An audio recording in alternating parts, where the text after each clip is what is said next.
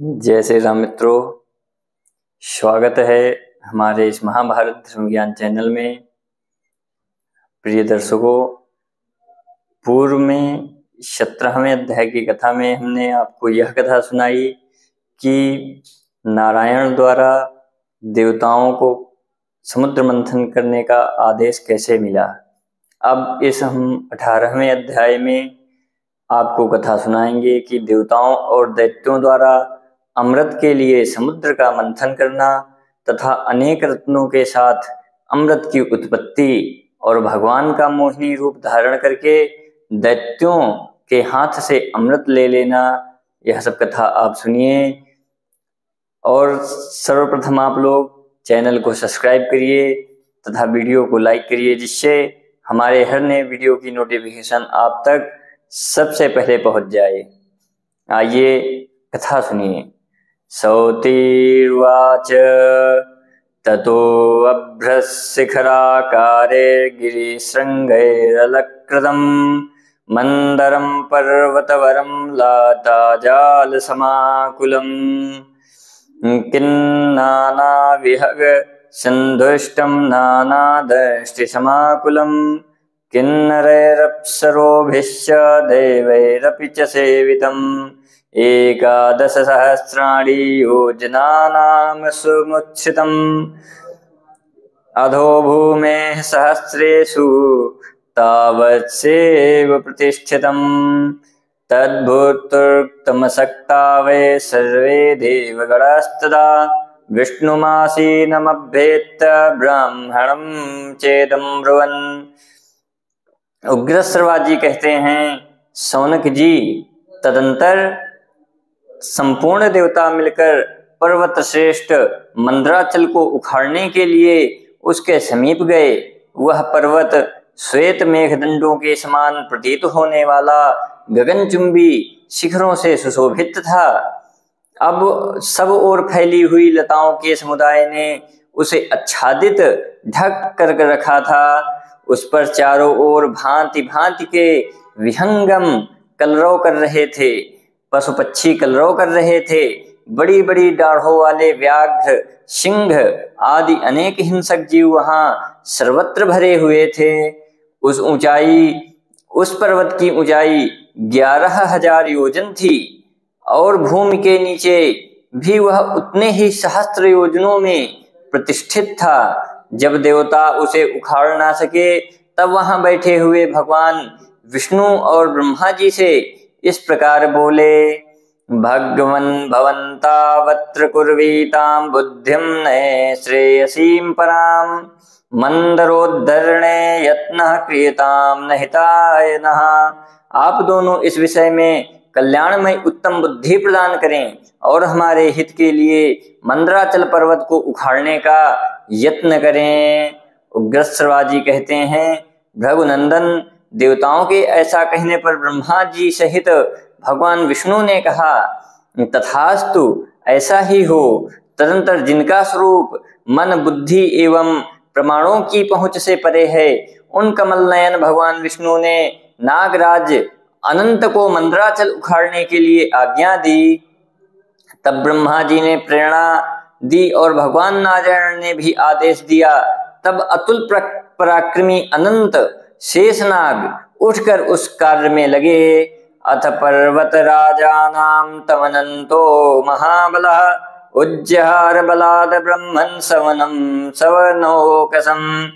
ब्रह्मन फिर तो महाबली अनंत ने जोर लगाकर गिरिराज मंदराचल को वन और वनवासी जंतुओं सहित उखाड़ लिया।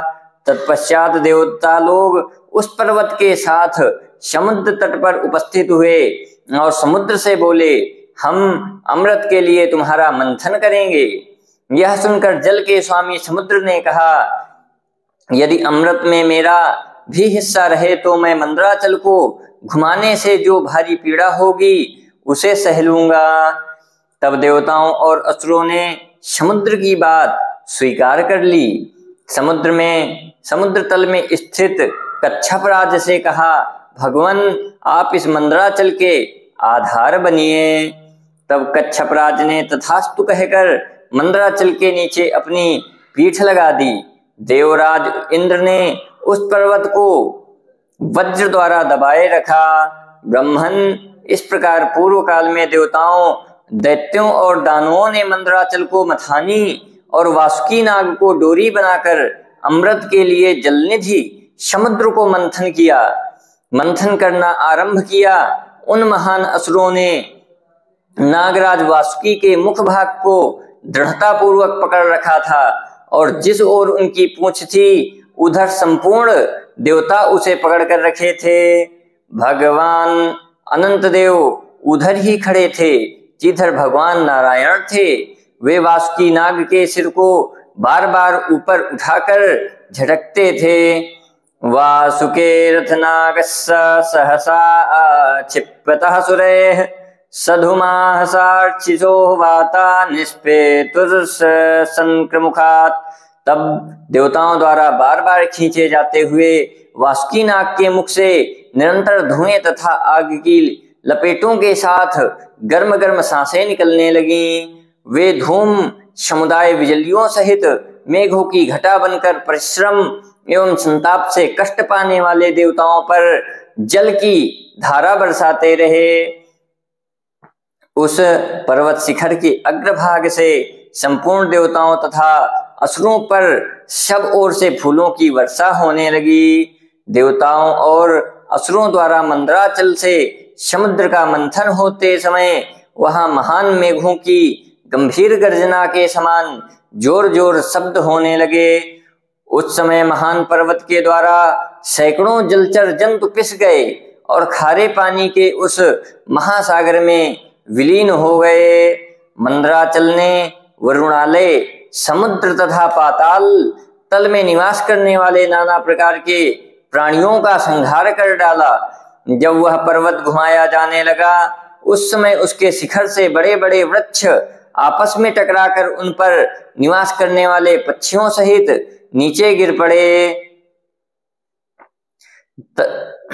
उन दावानल ने पर्वतीय गिरिराजों, गुफाओं से निकलते हुए सिंहों तथा अन्य शास्त्रों जंतुओं को जलाकर भस्म कर दिया। उस पर्वत पर जो नाना प्रकार के जीव रहते थे वे सब अपने प्राणों से हाथ धो बैठे।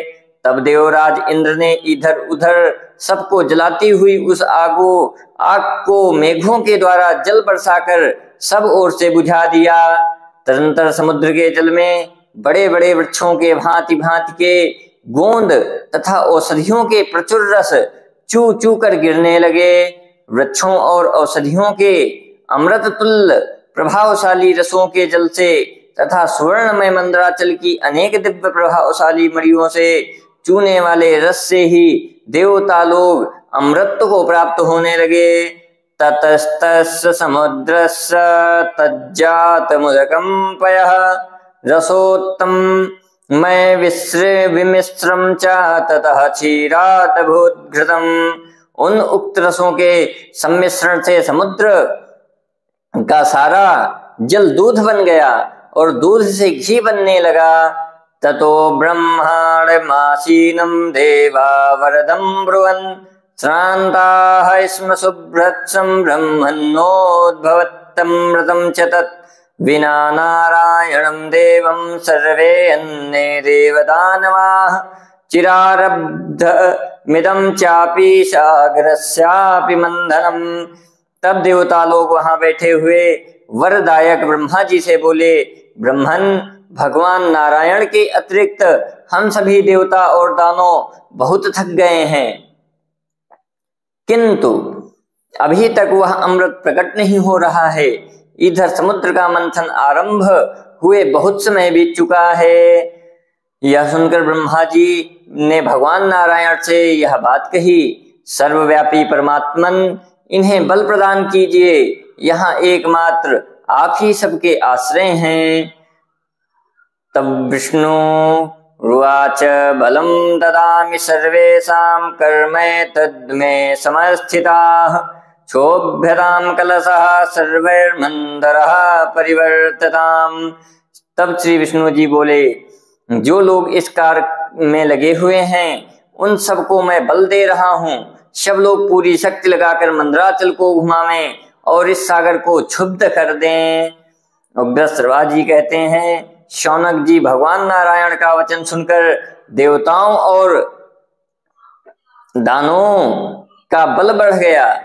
उन सब ने मिलकर पुनः वेग पूर्वक महासागर का वह जल मथना आरंभ किया और उस समस्त जलराशि को अत्यंत क्षुब्ध कर डाला।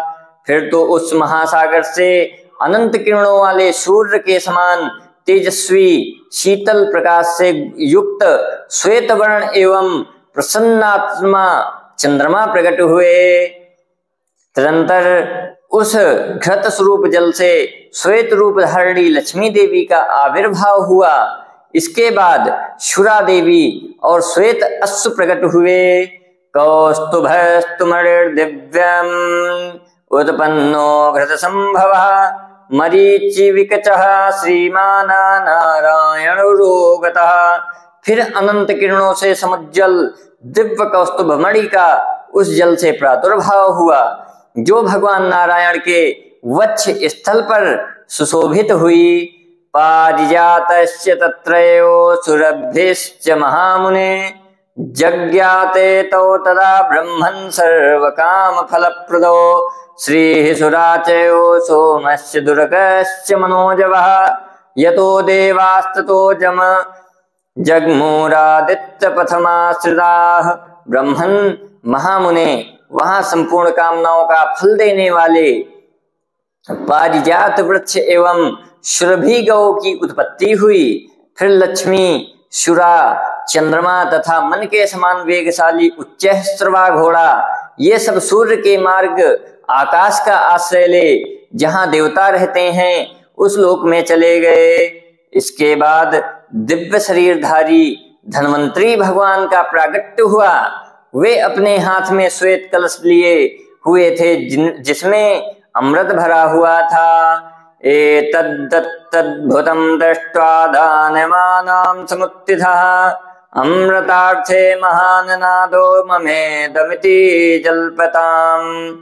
यह अत्यंत अद्भुत दृश्य देखकर दानवों में अमृत के लिए कोलाहल मच गया। वे सब कहने लगे, यह मेरा है, यह मेरा है। तत्पश्चात श्वेत रंग के 4 दांतों से सुशोभित विशालकाय महानाग ऐरावत प्रकट हुआ, जिसे वज्रधारी इंद्र ने अपने अधिकार में कर लिया। तदंतर अत्यंत वेग से मथने पर कालकूट महाविष उत्पन्न हुआ। वह धूम युक्त अग्नि की भांति एकाएक संपूर्ण जगत को घेर कर जलाने लगा। उस विष की गंध सूंघते ही त्रिलोकी के प्राणी मूर्छित हो गए। तब ब्रह्मा जी के प्रार्थना करने पर भगवान श्री शंकर ने त्रिलोक की रक्षा के लिए उस महान विष को पी लिया। ददार भगवान कंठे मंत्र मूर्ति महेश्वर तदा प्रभृति देवस्तु नीलकंठ इति श्रुति। मंत्र मूर्ति भगवान महेश्वर ने विष पान करके उसे अपने कंठ में धारण कर लिया। तभी से महादेव जी का नाम नीलकंठ हुआ और पूरे जगत में यह नाम विख्यात हुआ। वे सब अद्भुत बातें देखकर दानव निराश हो गए और अमृत तथा लक्ष्मी के लिए उन्होंने देवताओं के साथ महान वैर बांध लिया। उसी समय भगवान विष्णु ने मोहिनी माया का आश्रय ले मनोहारिणी स्त्री का अद्भुत रूप बनाकर दानवों के पास आए। समस्त दैत्यों और दानवों ने उस मोहिनी पर अपना हृदय निछावर कर दिया। उसके चित्त में मूढ़ता छा गई। अतः उन सब ने स्त्री रूपधारी भगवान को वह अमृत सौंप दिया। सातु नारायणी माया धारयन्ती कमंडलुम अस्यामानेषु दैत्येषु पंक्तया च प्रतिदानवैः देवान् पापयत देवी न पंदैत्यास्ते च चुक्रसो।